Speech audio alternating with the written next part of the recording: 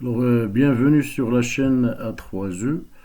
Aujourd'hui, on est toujours sur les radiateurs de chauffage, mais cette fois-ci, on va parler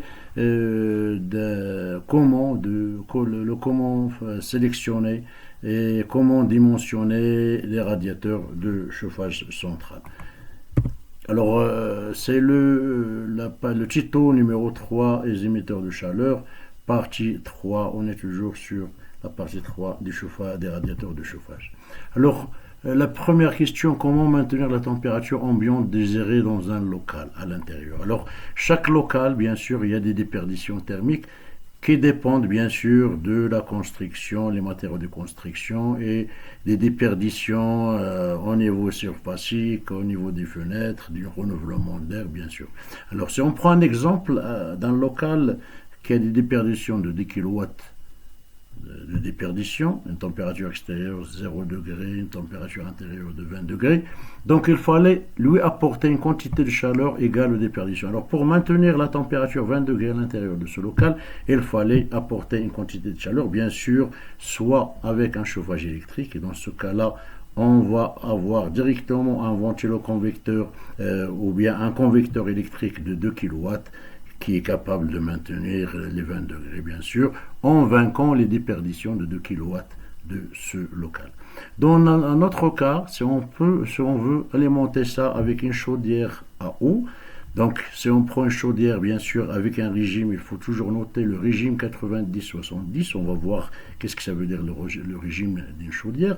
Alors, on va avoir un débit thermique de 2 kilowatts qui vient bien sûr d'une chaudière avec une entrée d'eau à 90 degrés, une sortie d'eau à 70 degrés. Donc on est sur un régime 90 et 70.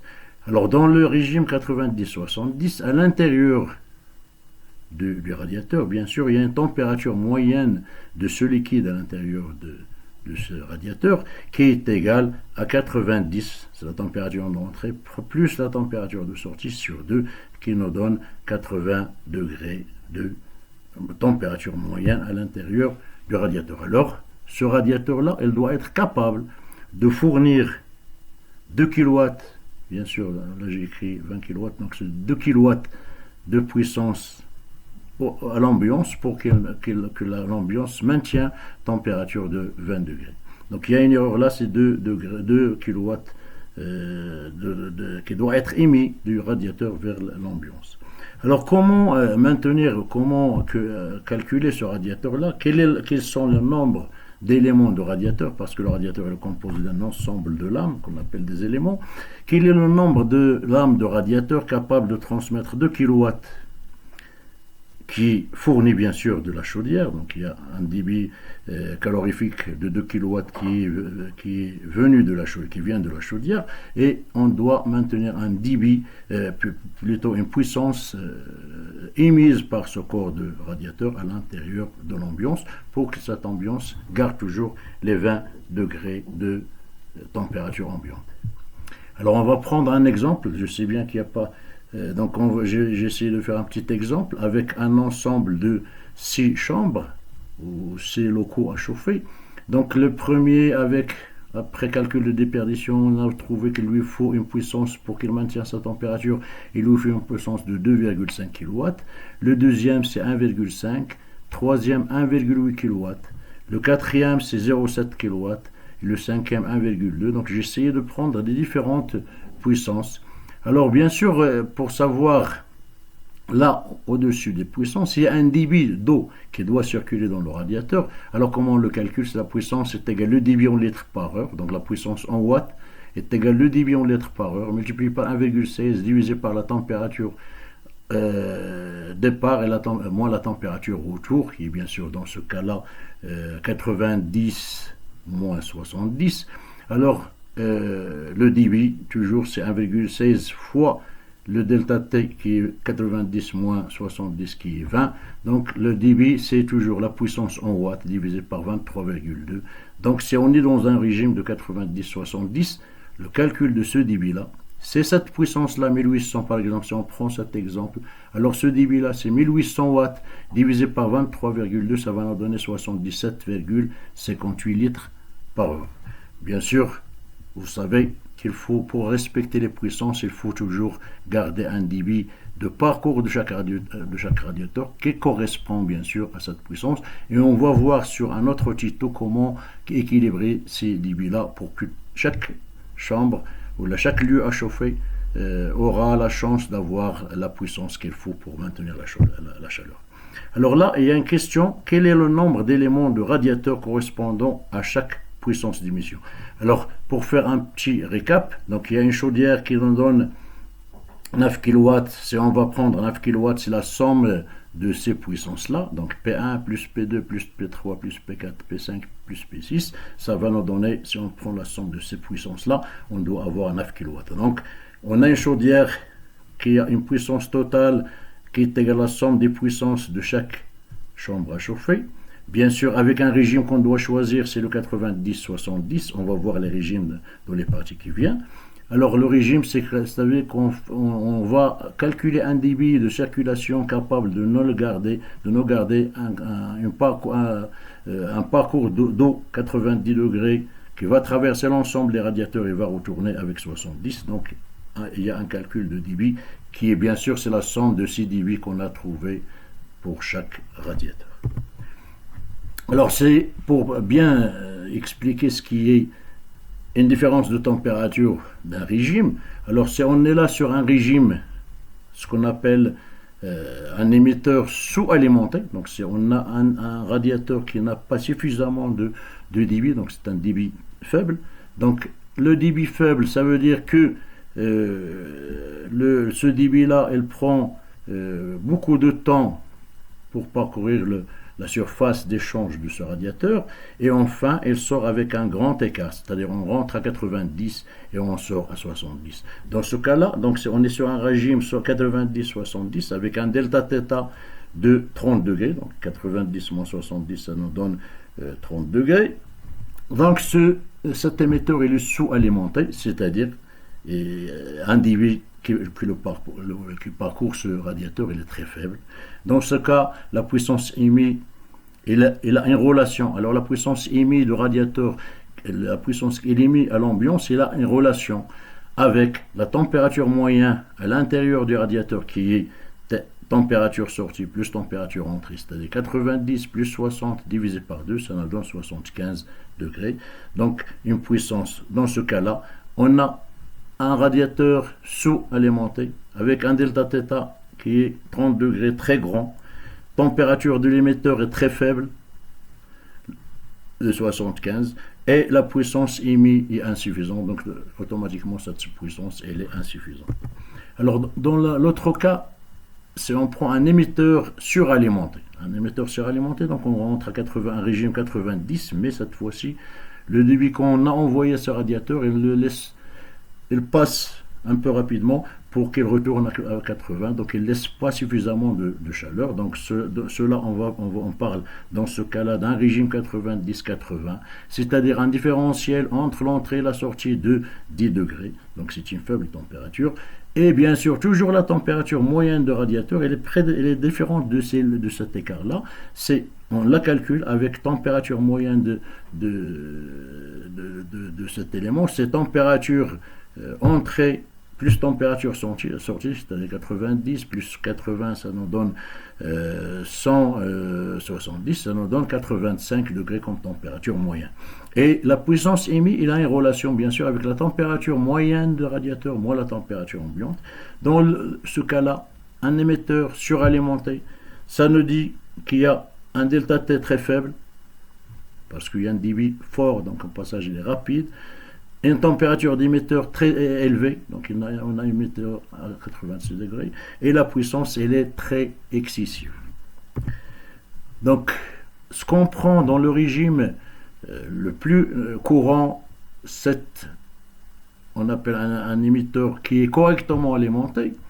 Donc, bien sûr, on va voir qu'il y a une ancienne norme, ou là, les chaudières classiques, qui répondent à l'ancienne norme avec un régime 90-70, c'est le régime qui convient aux installations classiques ou bien aux anciennes chaudières. C'est un débit correct, 90 degrés entrée et une sortie à 70, donc un différentiel de 20 degrés. Et une température moyenne, bien sûr, de 90 plus 70, c'est 160 divisé par 2, ça nous donne 80. Et bien sûr, la puissance, il dépend de la température, de l'écart entre la température moyenne à l'intérieur du radiateur, moins la température ambiante qui est de 60 degrés. Alors, la nouvelle réglementation, donc, avec les chaudières améliorées, donc il y a une nouvelle norme. Et surtout pour les radiateurs, on va trouver toujours sur les nouvelles fiches techniques, on va trouver la norme nouvelle qui est calculée. Donc les émetteurs sont calculés sur la base de 75 entrées et sorties 65 avec un différentiel de 10. Donc un delta T, il faut bien noter ce delta T, il est très important. On va le voir sur les fiches techniques des fournisseurs parce qu'il nous donne la puissance de chaque élément en fonction de ce delta T qui est la température moyenne à l'intérieur du radiateur moins la température ambiante, dans ce cas-là ou dans ce régime 75-65 de chaudière, c'est-à-dire quand la chaudière envoie 75 degrés et le retour vers la chaudière est à 65 degrés, c'est un régime chaudière 75-65, donc 75/65, et la température, le delta T de calcul des radiateurs, c'est température moyenne qui est dans ce cas-là 70, c'est-à-dire 75 plus 65 divisé par 2, ça va nous donner 70, moins la température ambiante qui est toujours à 20 degrés. Donc on a un différentiel qui nous donne l'occasion de calculer les radiateurs. Alors la bonne lecture des fiches fournisseurs de radiateurs, il faut bien noter que pour un régime 75-65 pour la nouvelle réglementation, alors la réglementation, la norme ça s'appelle la norme NFEN 422-1. Donc cette norme pour nous donner la possibilité de comparer les différents éléments de différents fournisseurs, on doit bien sûr fixer un régime 75-65 avec un delta T, bien sûr, la température moyenne à l'intérieur du radiateur moins la température ambiante de 50 degrés. Donc chaque fiche, si on veut comparer la puissance d'une marque ou d'un type de radiateur par rapport à un autre, il faut toujours voir la puissance avec un delta T de 50 degrés. Donc chaque fois, si on a un autre fournisseur qui nous donne une puissance avec un delta T différent de 50, donc bien sûr il y aura une différence de puissance. Alors, pour choisir, par exemple, on prend l'exemple de 600, dans ce type de radiateur, une référence 683A, c'est un type ou c'est un modèle, avec une profondeur de 80 cm, plutôt millimètres, et une hauteur de 678, un anthrax entre l'entrée et sortie de radiateur de 600 mm toujours, une longueur de 80 avec une sortie bien sûr G1 d'1 pouce. Alors là, le nombre de litres par la contenance en eau 0,39 et le poids de l'élément c'est 1,50 kg par élément. Alors la puissance avec un delta T de 50 degrés est égale à 129 watts. Donc c'est la puissance de chaque élément de ce type-là qui est calculée bien sûr avec la réglementation d'un delta T de 50 degrés Kelvin. Alors il y a un exposant N, donc on va voir cet exposant à quoi ça sert, et il y a un coefficient Km. Alors pour calculer la puissance émise par le radiateur à l'atmosphère, c'est Km, donc c'est cette constante Km, fois le delta T qui est 50 degrés, à la puissance N qui est 1,3210. Alors si on prend cet exemple-là, on va voir exactement comment ils ont calculé 129,18. Donc c'est 0,7358 qui est là, c'est le Km, multiplié par le delta T qui est de 50 degrés, à la puissance 1,3210, donc 1,3210, ça va nous donner 129,18 watts. Alors la lecture de chaque fiche technique d'un radiateur elle est très importante pour pouvoir comparer les éléments de radiateur d'un fournisseur à un autre.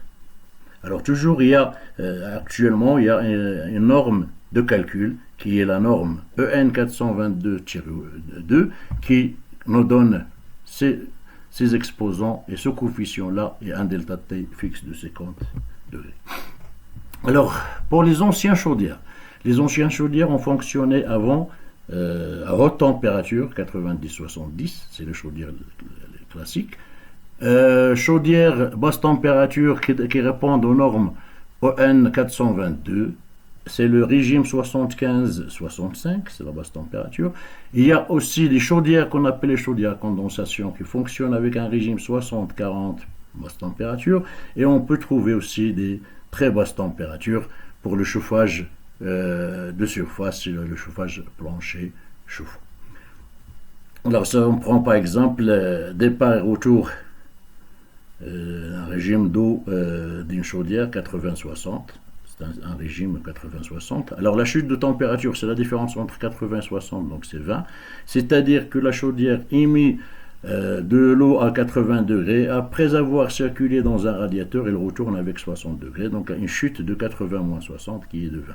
La température moyenne de radiateur, c'est la température entrée plus la température sortie divisée par 2, c'est-à-dire 140, 80 plus 60, ça va nous donner 140, divisé par 2, c'est 70. Donc un delta T de 50, c'est-à-dire la température moyenne moins la température ambiante de 20 degrés, ça nous donne 50.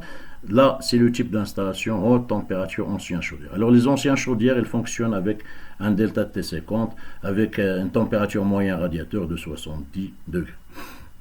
Pour la moyenne température à la basse température, c'est-à-dire les chaudières à condensation, qu'ils soient à gaz ou à bois, et quelques pompes à chaleur haute température. Aussi, on appelle des pompes à chaleur qui font un départ de 60 ou 65 degrés. C'est des pompes à chaleur, des packs à haute température. Donc, elles sont dans cette gamme-là. Départ 65, 60 ou 55. Ou bien un retour 50, 40, 40, 45. Donc, il y a toujours des delta T de calcul. Alors, c'est en fonction, ce qu'on veut dire là, c'est en fonction avec ce type de régime. Il faut toujours prendre en considération ce calcul-là. Donc on a un delta T de 50, donc on doit retourner vers la formule ici et de prendre ici, au lieu de 50, on va prendre le différentiel qui est mentionné dans cette case. Et comme ça, bien sûr, il faut savoir que quand on travaille avec des basses températures, ou bien les moyennes et les basses températures, il faut toujours refaire le dimensionnement selon un régime de delta T qui est très faible au lieu de celui qui est donné à 50. Alors les fournisseurs, ils nous donnent un delta T à 50, mais c'est à nous de calculer, bien sûr, avec la formule qu'on a dit tout à l'heure, qui est le Km delta T à la puissance n. On peut avoir l'élément de radiateur.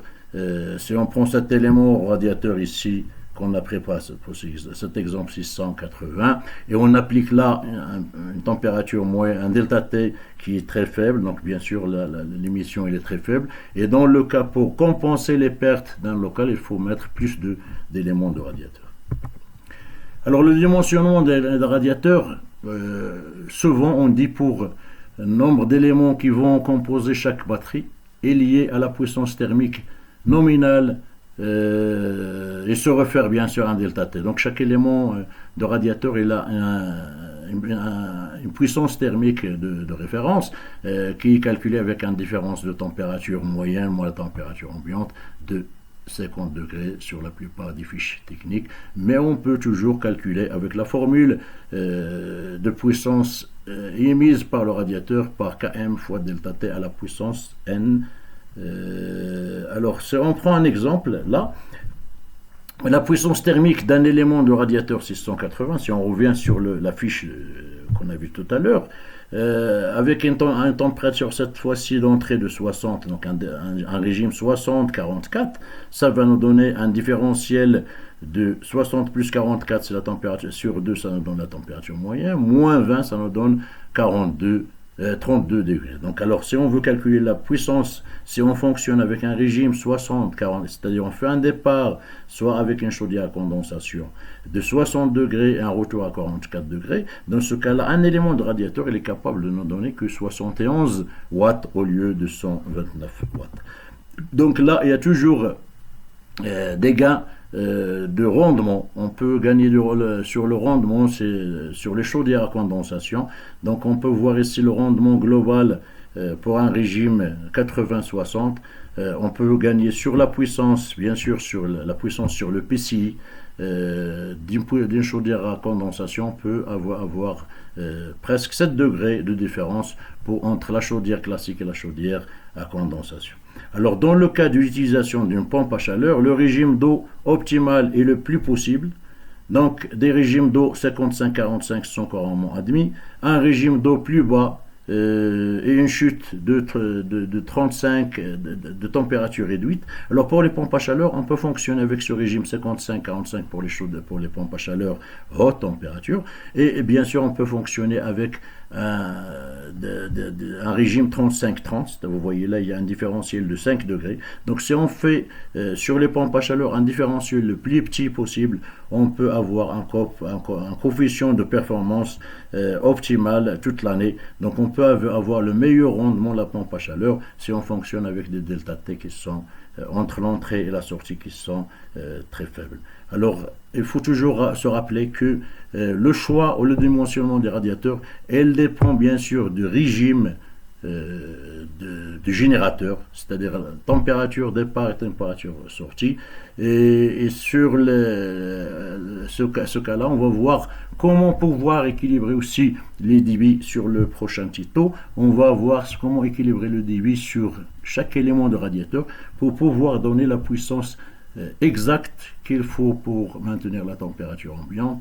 Je vous remercie beaucoup et au prochain tuto, Inch'Allah. Merci beaucoup encore.